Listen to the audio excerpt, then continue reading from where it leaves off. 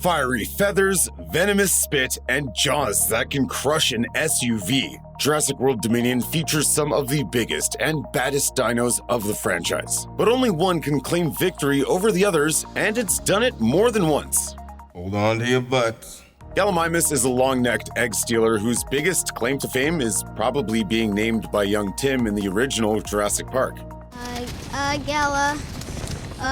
Gallimimus.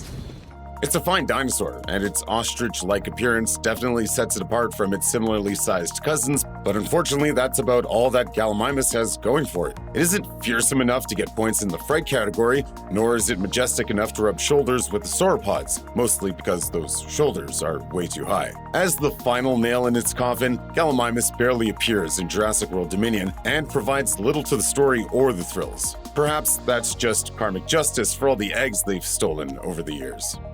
Our second from the bottom spot is shared by two different dinos alike in both size and importance, the tiny Oviraptor and equally small Moros intrepidus. Moros intrepidus' biggest moment in Dominion is a single shot where it's shown nibbling between the teeth of a massive Giganotosaurus. The little guy is cute, but he's used mostly as a contrast to show how massive the Giganoto is. Oviraptor occupies about the same amount of screen time, stealing an egg in the film's non-theatrical prologue and making an even less memorable cameo later on in a pit fight scene. Both Oviraptor and Moros intrepidus look cool, but they don't stand up to the rest of the dinos in the film, and they're too small to make much of an impact, literally and figuratively. If both dinos get credits at the end of the film, they'd probably come below craft services. On paper, Iguanodon is a pretty cool dinosaur. It's a beefy herbivore with a beak-like snout that can move on either 2 legs or 4. Unfortunately, Jurassic World Dominion doesn't feature enough of the creature to earn it a spot higher on this list. The Iguanodon only appears in the film's non-theatrical prologue, which is set during the actual time of the dinosaurs. A group of them are shown grazing as 2 predators approach, and they're never heard from again. If you're an Iguanodon fan who was disappointed by its minimal presence in Jurassic World Dominion, then you're in luck. The 2000 Disney animated feature Dinosaur casts the dino in the starring role. Sure, the animation might be a little dated, and the film didn't get rave reviews upon its initial release, but a full theatrical movie is more than most of the dinos here have on their resumes. When you think of the most iconic Jurassic Park dinosaurs, the chicken-sized Compsognathus may not be the first ones to come to mind, but there's no denying that these little guys belong on that short list as well. From their horrific scene in the Lost World Jurassic Park to their numerous other appearances throughout the franchise, Compsognathus is a scary member of the Jurassic family. They even get the better of John Hammond himself in the original Michael Crichton novel after Hammond breaks his ankle, attracting a large pack of compies that prey on the injured. Sadly, the compies don't get to do much in Jurassic World Dominion, and their most notable appearance is during a stray shot in the underground Malta dino market. Still, they earn a slightly higher spot in our ranking for 2 reasons: the merits of their legacy in the franchise and their unshakable status as the best tiny dino in the business. A much smaller cousin of the Spinosaurus, Baryonyx is a long-snouted dinosaur that can grow to a pretty impressive size. The species makes an appearance in Jurassic World Dominion, fighting in the underground dinosaur black market in Malta, where it's seen battling in the pits against a young Allosaurus. While Baryonyx doesn't have much in the way of looks or power to rank above more notable predators, the fact that it can hold its own in a one-on-one is definitely enough to bump it up at least a few spots. The Malta fighting pits are some of the most brutal examples of human cruelty to dinosaurs shown in Jurassic World Dominion, and there are a bunch. That makes Baryonyx not only a cool dino in its own right, but also an underdog story that's definitely worth rooting for. Maybe the one seen in Malta eventually makes his way to the Dolomite Sanctuary after the dinos all escape. Flying dinosaurs are cool. They just are. They're basically the closest things to dragons Earth has ever seen. Sadly, while the Pteranodon is the most famous example of a winged dinosaur, its status as the de facto king of the primordial skies is usurped in Jurassic World Dominion by other cooler flying dinosaurs. There are still a number of scenes that feature the Pteranodon in all their glory, from their bat-like wings to their long skinny beaks and pointy heads, but when compared to how impressive the Pteranodons have been in previous films, Dominion just falls a little short. A lesser-known winged dinosaur, the Dimorphodon, shares the Pteranodon's place on this list for a couple of reasons. While it is cool that the Dimorphodon's head looks like a raptor or T-Rex, it doesn't get to do nearly enough in the movie to justify a higher position. Within the context of Jurassic World Dominion, both of these dinos serve about the same purpose, flying around and looking cool without contributing much to the story.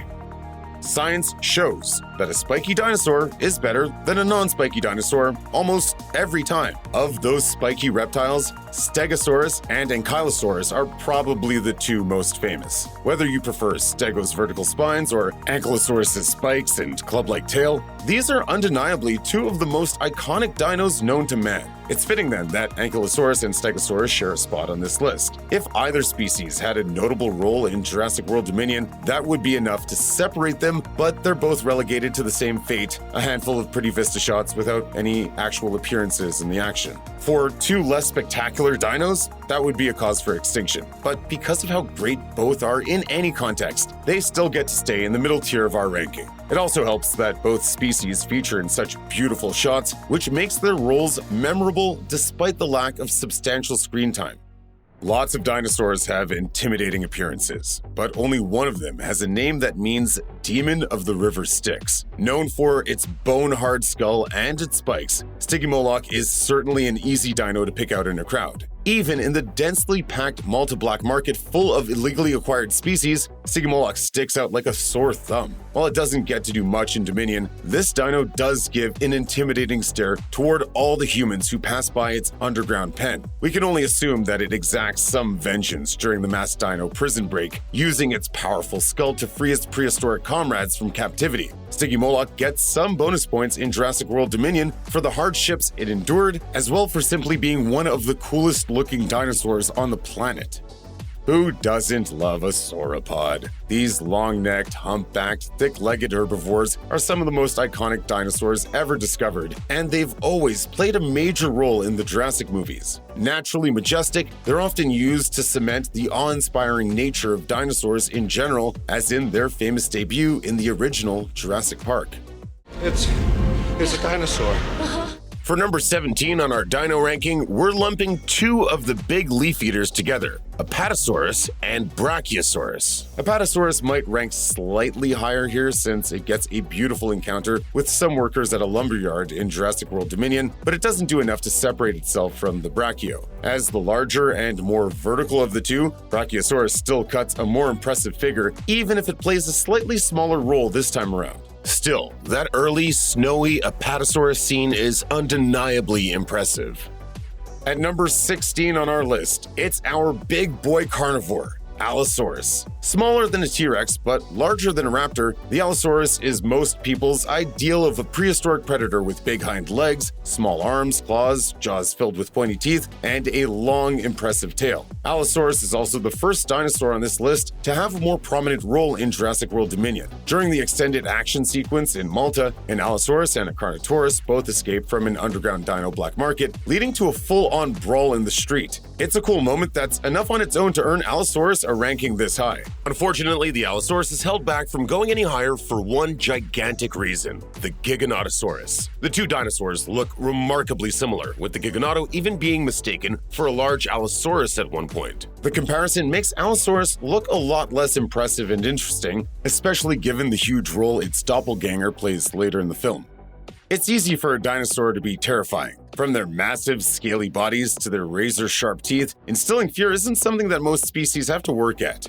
Being cute, on the other hand, is a much more daunting task for a dino. After all, how many carnivorous reptiles actually make you want to snuggle? There are two species worthy of that honor in Jurassic World Dominion. The first, Lystrosaurus, is seen in the Malta black market. She's a cutie who basically looks like a squat and scaly pig with a little bit of a Triceratops-type skull plate. She starts to snarl when all the action goes down, but it only makes her more adorable. The other dinosaur tied for this spot, Microceratus, is exactly what it sounds like: a small Triceratops-like creature with an adorable face. While larger than a Lystrosaurus, Microceratus also makes the audience squeal at its cuteness, offering a brief break from all the murderous rampaging.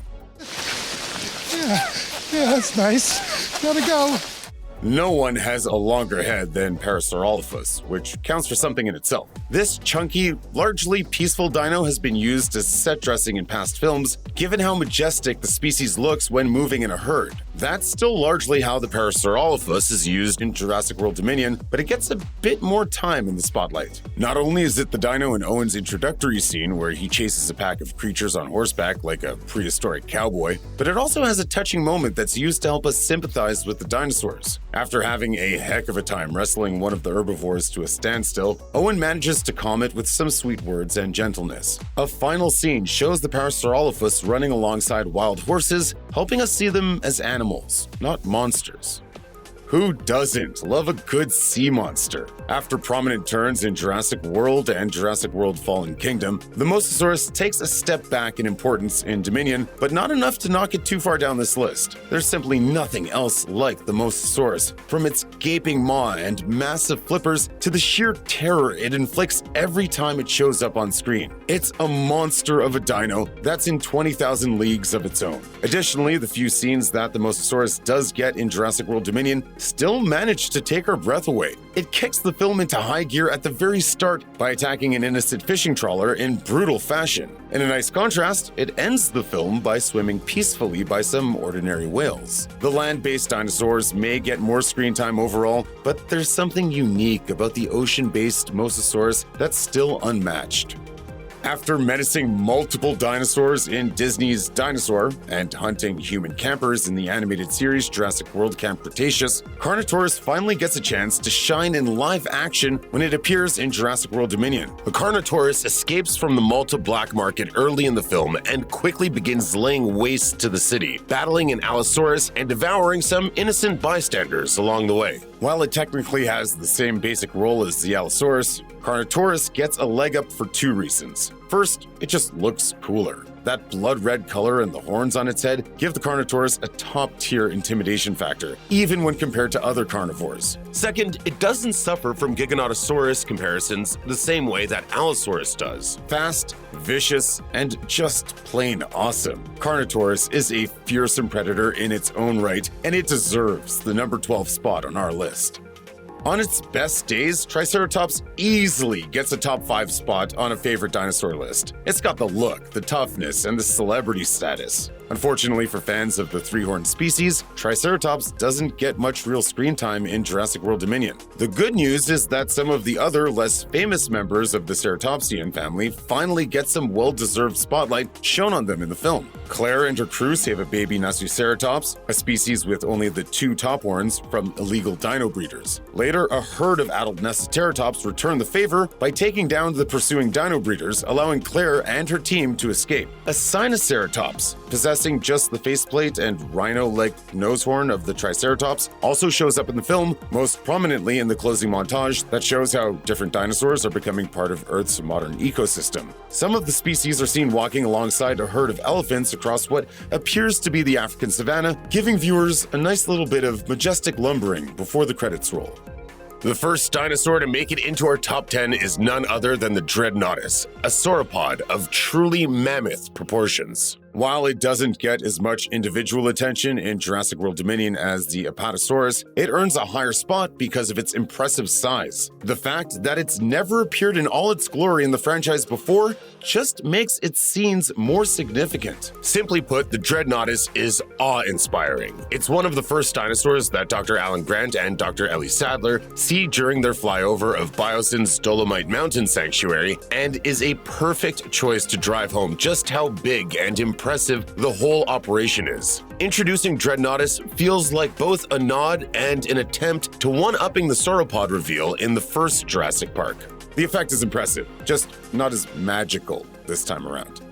Typically, Pteranodons have been the masters of the sky in the Jurassic franchise. In Jurassic World Dominion, however, that title is snatched and carried even higher into the air by the Quetzalcoatlus. Not only does the winged beast look positively gnarly with its gargoyle-ish head and feathery, clawed body, it also stars in one of the film's most frightening moments. While flying over the Dolomite Sanctuary, Kayla, Owen, and Claire are thrown into a terrifying airborne battle when a Quetzalcoatlus chooses their airplane for an evening snack. The creature tears the vessel to pieces in record time, forcing Claire to eject and Kayla and Owen to attempt a dangerous crash landing. Everyone ends up surviving, but it's still a heart-pounding ordeal that gives this flying dinosaur a top spot on this list. Biosyn's Dolomite Dinosaur Sanctuary is home to a number of more obscure species who've never been seen before in the franchise. One of these is the Dimetrodon, a creature that precedes most proper dinosaurs and who provides a heavy scare to Alan Grant, Ellie Sattler, and Maisie Lockwood in the film. While escaping from Biosyn's facility, the trio comes across a Dimetrodon in the tunnels, and it very nearly brings their journey to an abrupt and violent end. Ramsey and Ian Malcolm save them in the nick of time, but it's still pretty close. Being the star of such a big action scene is enough to net Dimetrodon a high spot on this list, but the species is boosted even higher by its unique look. Adequately described as a massive alligator with the back fin of a Spinosaurus, it's an imposing creature that you definitely wouldn't want to run into in a dark tunnel.